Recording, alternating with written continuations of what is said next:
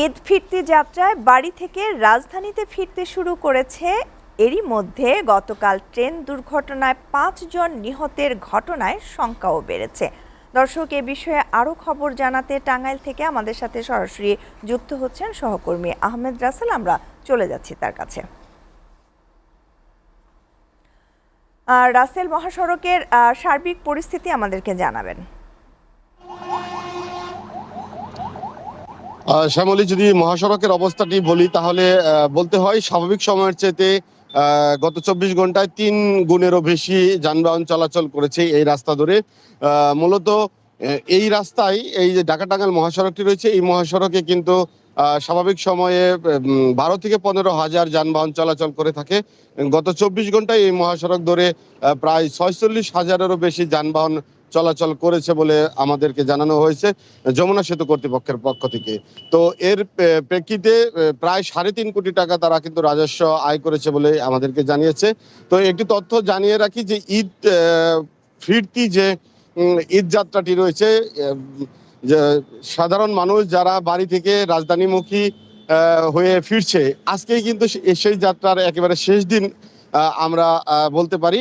সেই সুবাদে বলা যায় যে গত ২৪ ঘন্টায় সর্বোচ্চ যানবাহন চলাচল করেছে ঈদ পরবর্তী সময়তে এই মহাসড়ক ধরে, যে কারণে সেই গতি থাকলেও, গাড়িতে গতি থাকলেও, চাপ থাকলেও কোথাও কোনো কিন্তু যানজট নেই। তবে একটি তথ্য জানিয়ে রাখি, গতকালকে একটি মর্মান্তিক দুর্ঘটনায় এই মহাসড়কের পাশে ট্রেন লাইন ধরে কয়েকজন শ্রমিক তাদের কর্মস্থলে ফিরছিলেন। একটা সময় গাড়িতে ফুয়েল শেষ হয়ে যাওয়ার পরবর্তী সময় তারা রেল লাইনে গিয়ে অবস্থান করেন। রাত্রি 7:30টার দিকে কিন্তু ট্রেনে কাটা পড়ে ৫ জন শ্রমিক তারা নিহত হয়েছে। তাদের প্রত্যেকের বাড়ি গাইবান্ধা। তাদেরকে তাদের যে পারিবারিক কবরস্থান রয়েছে সেখানে কিন্তু দাফন করা হয়েছে বলে আমাদেরকে প্রশাসনের পক্ষ থেকে জানানো হয়েছে। আর এই মহাসড়কের অবস্থা যদি এখন বলি, অনেকটা স্বাভাবিক গতিতেই চলছে। তবে মহাসড়কে যান চলাচল বেড়েছে, তবে মহাসড়কের কোথাও কোনো যানজট নেই বললেই চলে। একেবারে যদি গাজীপুরের চন্দ্রা থেকে যমুনা সেতু পূর্ব পর্যন্ত যদি এই ৭০ কিলোমিটার রাস্তা ধরে বলি, তাহলে এই রাস্তার কোথাও কোনো যানজট নেই।